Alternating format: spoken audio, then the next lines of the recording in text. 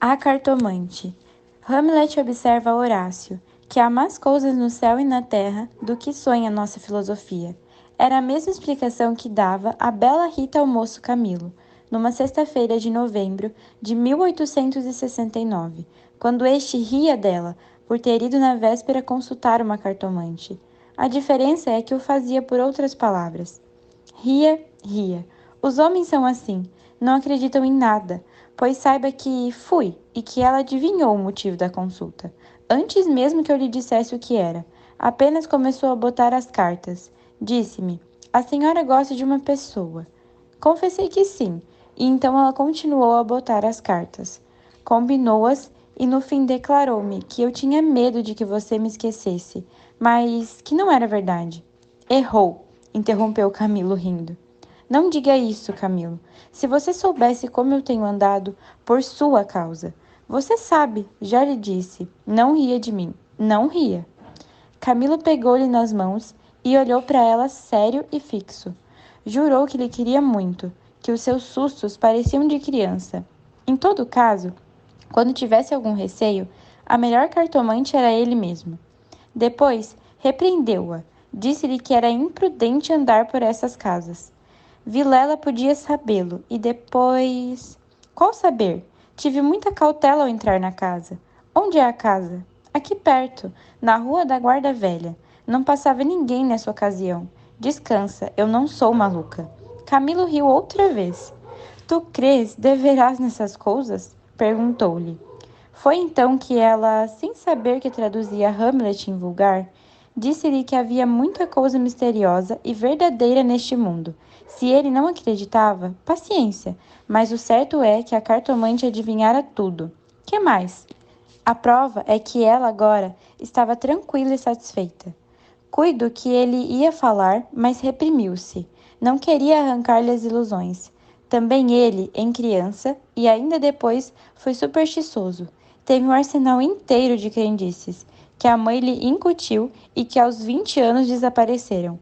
No dia em que deixou cair toda essa vegetação parasita e ficou só o tronco da religião, ele, como tivesse recebido da mãe ambos os ensinos, devolveu-os na mesma dúvida. E logo depois, em uma só negação total, Camilo não acreditava em nada. Por quê? Não poderia dizê-lo. Não possuía um só argumento. Limitava-se a negar tudo, e digo mal, porque negar é ainda afirmar, e ele não formulava a incredulidade. Diante do mistério, contentou-se em levar os ombros, e foi andando. Separaram-se contentes, ele ainda mais que ela. Rita estava certa de ser amada. Camilo não só o estava, mas via-a estremecer e arriscar-se por ele. Correr às cartomantes e, por mais que a repreendesse, não podia deixar de sentir-se lisonjeado. A casa do encontro era na antiga Rua dos Barbonos, onde morava um compromícia de Rita. Esta desceu pelas ruas das Mangueiras, na direção de Botafogo, onde residia. Camilo desceu pela da Guarda Velha, olhando de passagem para a casa da cartomante. Vilela, Camilo e Rita, 3 nomes, uma aventura, e nenhuma explicação das origens.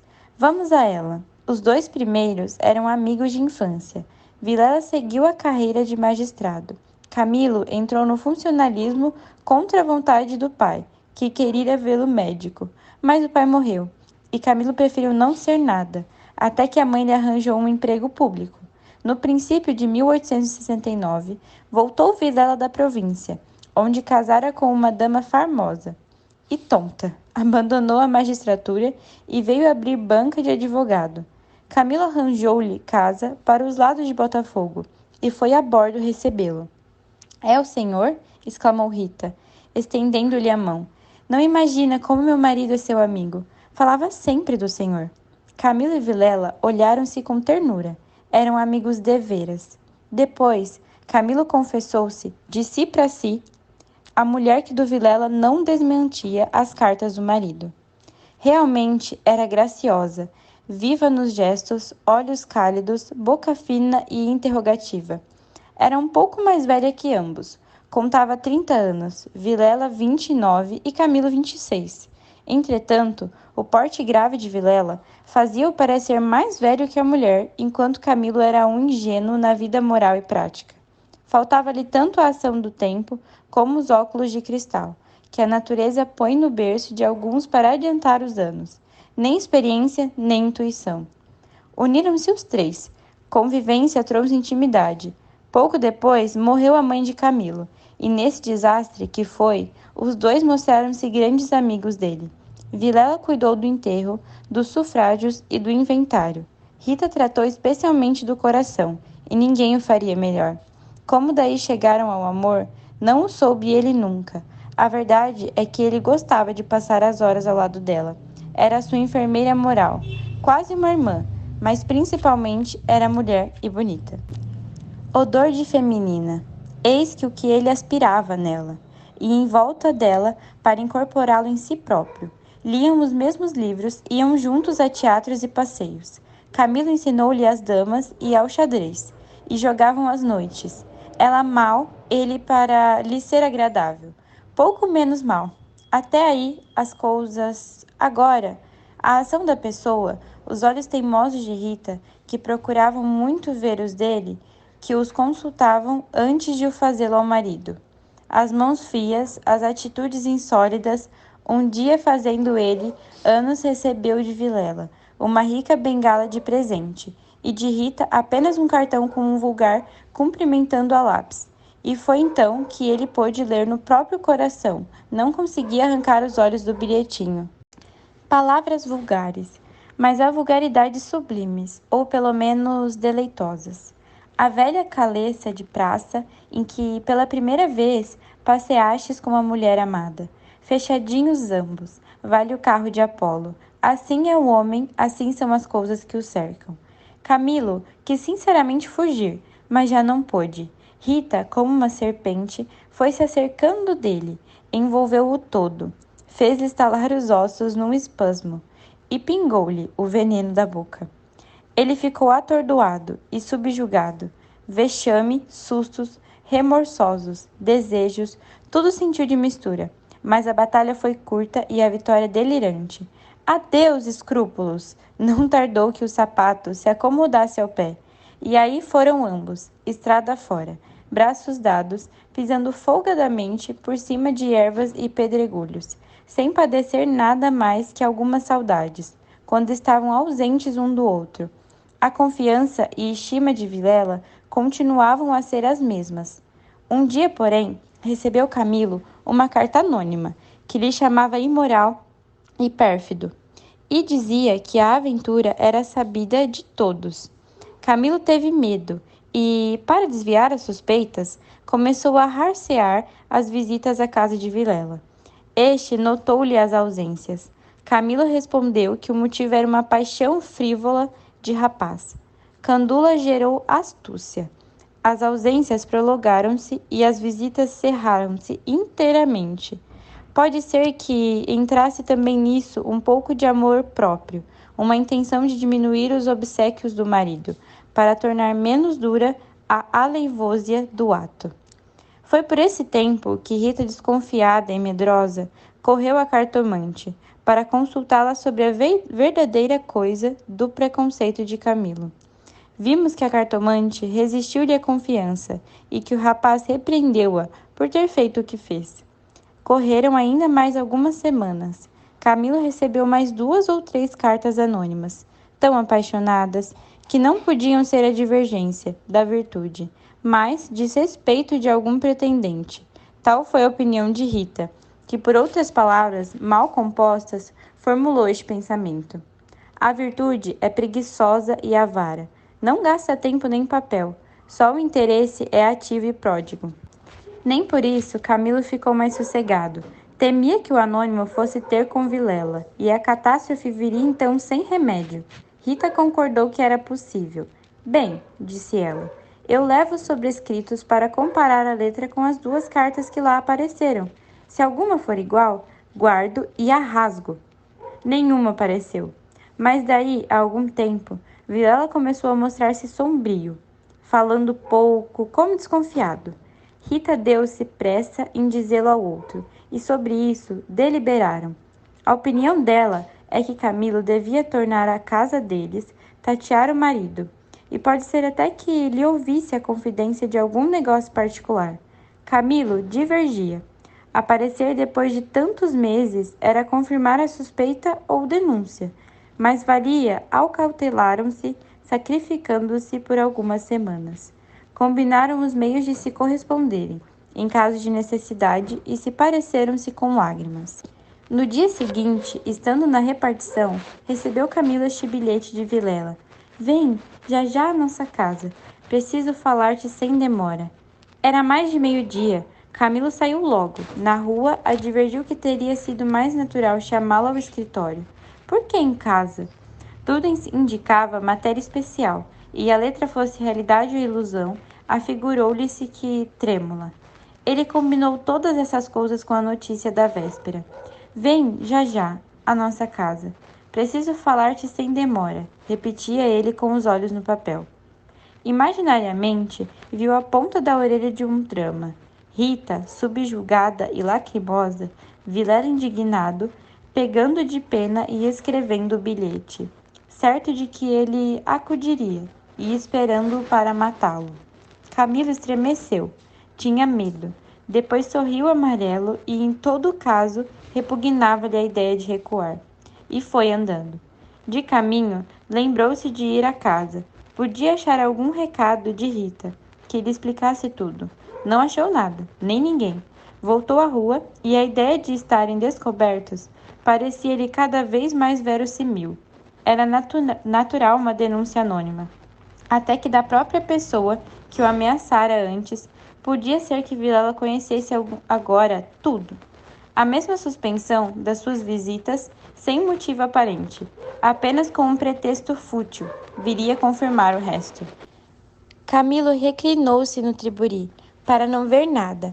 A agitação dele era grande, extraordinária, e do fundo das camadas morais emergiam alguns fantasmas de outro tempo.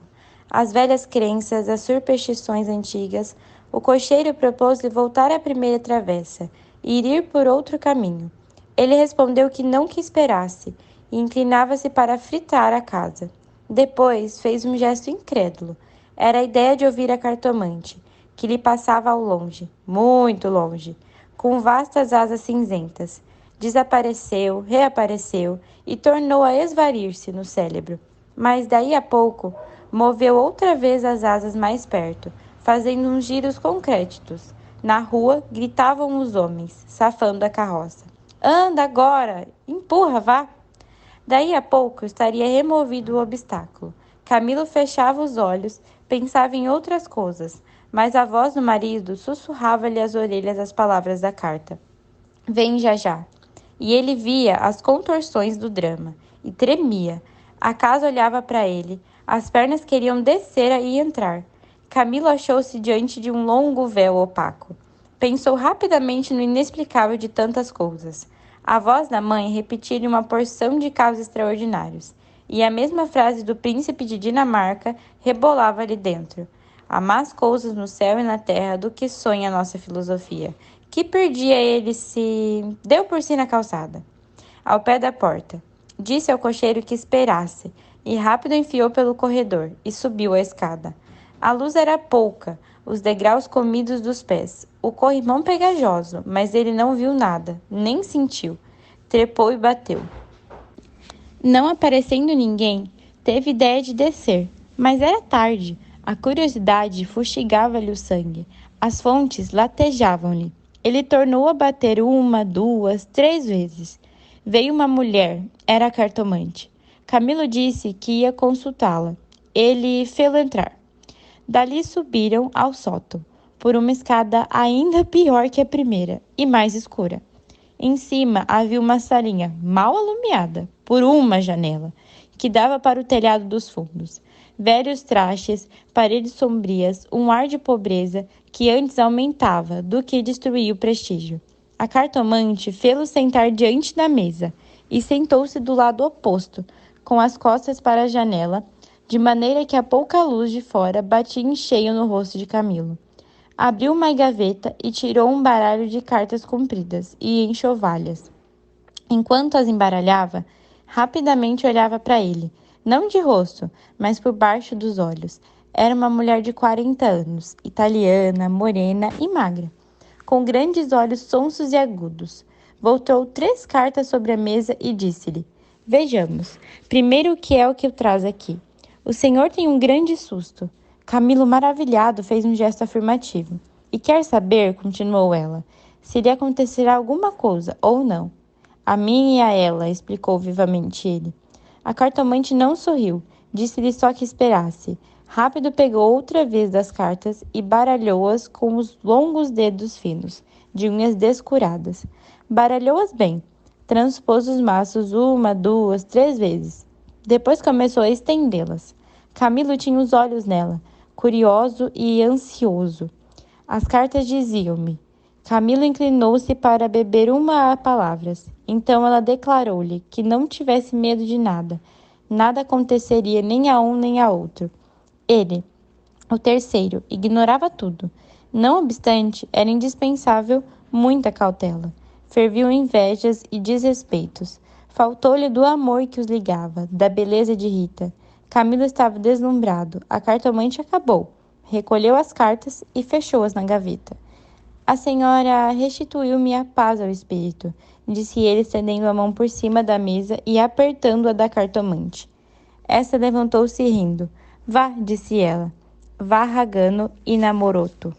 E de pé, com o dedo indicador, tocou-lhe na testa. Camilo estremeceu, como se fosse a mão da própria Cíbala, e levantou-se também.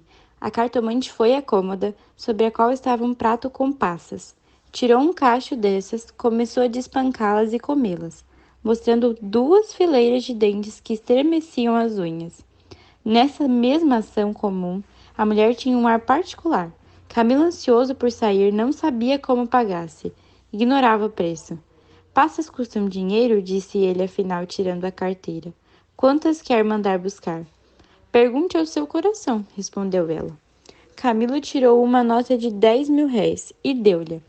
Os olhos da cartomante fuzilaram. O preço usual era de 2.000 réis. Vejo bem que o senhor gosta muito dela. E faz bem, ela gosta muito do senhor. Vá, vá tranquilo. Olha a escada, é escura. Põe o chapéu. A cartomante tinha já guardado a nota na algíbera e descia com ele, falando com um leve sotaque. Camilo despediu-se dela embaixo e desceu a escada, que levava à rua, enquanto a cartomante, alegre com a paga, tornava acima, cantarolando uma barcarola. Camilo achou o triburi esperando. A rua estava livre. Entrou e seguiu a trote largo. Tudo lhe parecia agora melhor. As outras coisas traziam outro aspecto. O céu estava límpido e as caras joviais. Chegou a rir dos seus receios, que chamou pureis. Recordou os termos da carta de Vilela e reconheceu que eram íntimos e urgentes, e que fizera mal em desordenar-se tanto. Podia ser algum negócio grave e gravíssimo. Onde é que ele descobrira a ameaça? Vamos, vamos, depressa, repetia ele ao cocheiro. E consigo, para explicar a demora do amigo, engenhou qualquer coisa. Parece que formou também o plano de aproveitar um incidente para tornar a antiga assiduidade. De volta aos planos, rebolavam-lhe nas palmas as palavras da cartomante.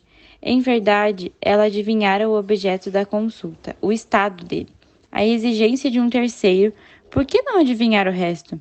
O presente que se ignora vale o futuro. Era assim, lentas e contínuas, que as velhas crenças do rapaz iam tornando ao de cima. E ao mistério, empolgava-os com as unhas de ferro. Às vezes queria rir, e ria de si mesmo, algo vexado, mas a mulher, as cartas, as palavras secas e afirmativas, a exortação, vá, vá, ragazzo e manroto, e no fim, ao longe, a barcarola da despedida, lenta e graciosa. Tais eram os elementos recentes, que formavam com os antigos uma fé nova e vivaz. A verdade é que o coração ia alegre e impaciente, pensando nas horas felizes de outrora, e nas que haviam de vir.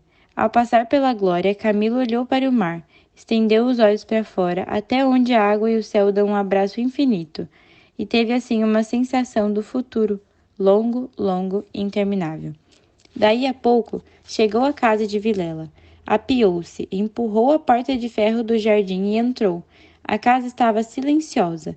Subiu 6 degraus de pedra e mal teve tempo de bater a porta.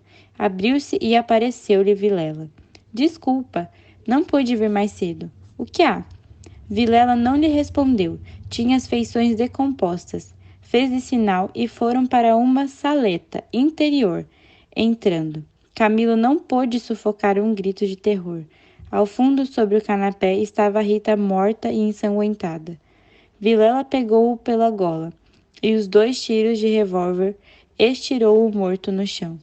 Gazela de Notícias, 28 de novembro de 1884.